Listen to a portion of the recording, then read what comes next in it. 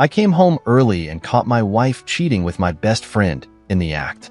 She begged not to kick her out, but I did this. My story. After reading your stories, it brought back all the heartache and anger that I went through at the end of my marriage. So I thought to write my story to give a glimmer of hope to you and to show you that everything turns out good at the end. I am 55 years old. My ex-wife is 52 years old, married for 23 years, together for 25. So a little background. I am from Alberta, Canada, farm boy, born and raised at my parents' dairy farm. I moved to Ontario to go to university and got a bachelor's degree in electrical engineering. After graduating, I went back to Alberta and started working in the oil patch and automation of big oil processing facilities and oil and gas drilling. Made good money, bought a house in the city. A coworker introduced me to my ex-wife. She is an accountant working at a big retail company in the finance department. We clicked immediately and started dating. We lived together for 2 years and married. During our time in Alberta, we had 2 kids, boys, 19 months apart from each other. Around year 5 of our marriage, she got a promotion that required to move to the headquarters office in Ontario. So I resigned to my job and we moved to Ontario. Rented and kept my house and bought a new house with my ex-wife there. Found a new job in automation and manufacturing facilities. She quickly rose through the ranks in the company she works for and now is a high-level manager in this company. We both make very good money and have a very good lifestyle. Frequent family vacations, new cars very often, and paid our house loan very fast. So basically no debt. We had a very social life. We knew a lot of people there from our university days and from her childhood. In 2016 is where everything went a crap. I got laid off my job, got diagnosed with diabetes, type 1, and got home early one day after running some errands to find out that my wife was having an affair with my best friend college roommate. I caught them in the act. He was in our friend's circle.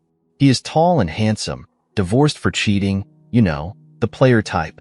She begged and said the usual stuff that they all say, that she loves me, that it was a mistake, that we can solve this and our marriage is the most important thing to her, blah blah blah. I didn't want to reconcile. Couldn't think of myself being a prison guard following her everywhere and looking for ghosts around my relationship. I do know my value. So I kicked her out of the house and started divorce proceedings. Called the kids that were at university at the time and told them what their mother did. This put a lot of strain in their relationship, which she claimed that was unnecessary and petty from my part. Called my so-called friends to tell them what happened, and most of them knew. One even told me that this affair has been going on for 3 years. I was oblivious, maybe because I was naive and trusted completely my then wife. After knowing this, I went no contact with my ex. Every communication came through my lawyer. I cut them all out of my life. Never spoke to them again. I got depressed, had rage issues, did not sleep, did not eat during that time. Was the worst pain I ever been in my life. Never want to go through that again. I sometimes still have nightmares about it. One day I realized that I could not keep being sorry for myself and started looking how to keep my mind occupied. Started jogging and exercising, started cooking as a hobby, started to learn how to play the guitar. Anything to keep my mind of remembering all the crap that I've been put through. Playing guitar was one of the things that helped me a lot. It's very hard to master, takes a lot of practice, and took a bunch of hours of the day that I would otherwise spend wallowing. One of the first songs I learned is The Sound of by Jan Arden. It is a song about recovery, and I truly recommend it. Another thing that helped me was buying a puppy dog, a Rottweiler, the breed that we used to have at the farm.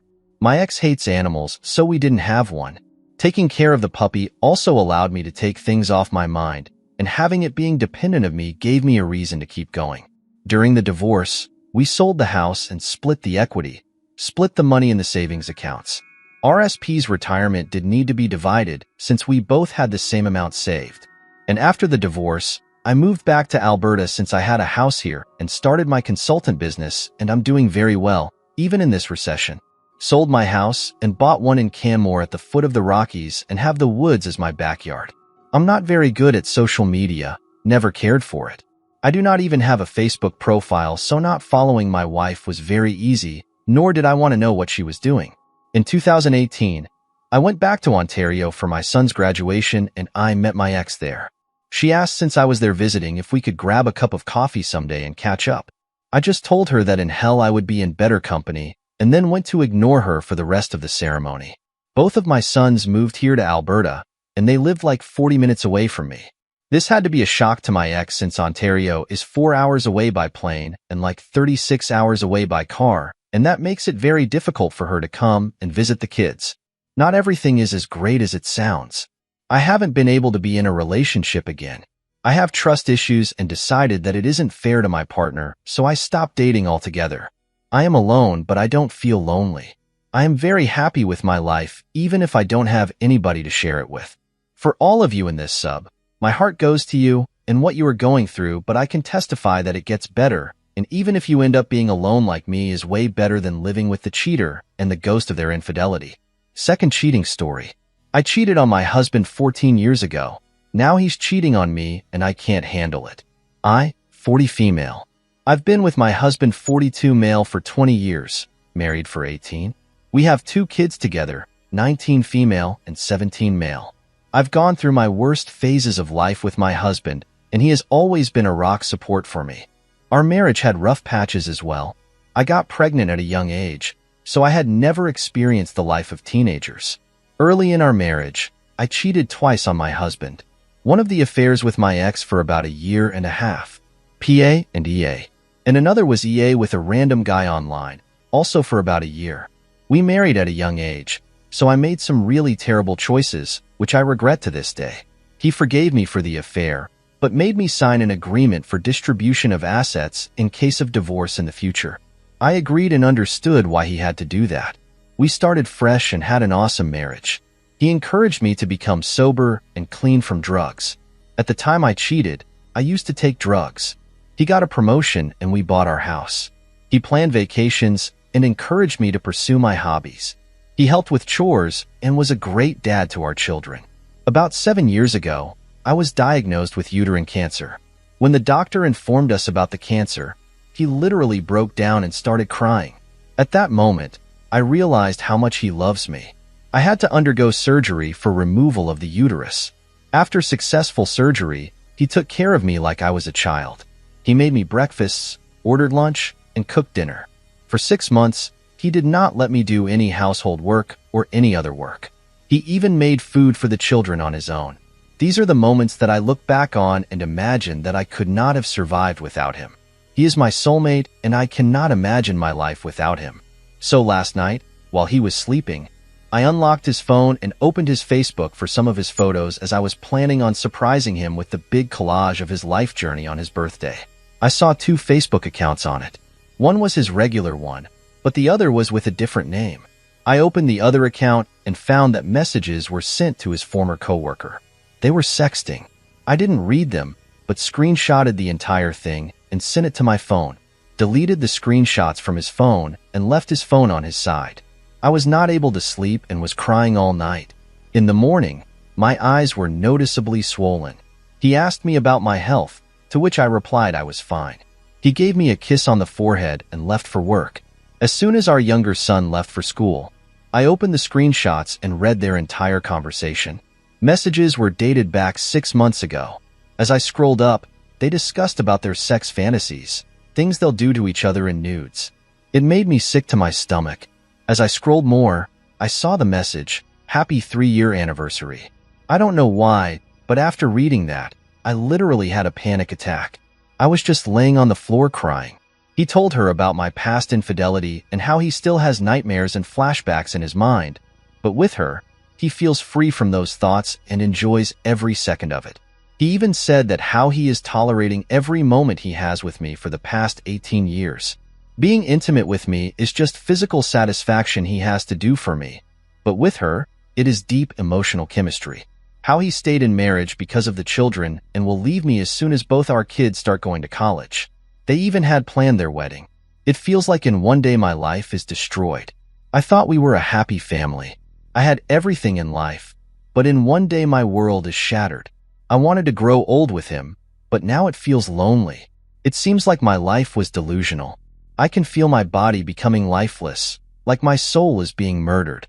I thought that he would have forgotten the past mistake I made 14 years ago, but he was just bearing my mistake for so many years. I know that he is my soulmate and I cannot live without him. I don't know what to do. It's been 5 hours since I read the messages. I just want to die so that I have the privilege of dying with him as my husband rather than alone. Should I tell him how I feel and what are my thoughts? These past years, I have no idea how much he suffered from the trauma of my betrayal. I know it would be selfish of me to guilt trip him, but my soul is tied to him. If he leaves me, I would rather die than living alone with him or someone else. I'm confused and don't know what to do next. Last cheating story. I caught her today.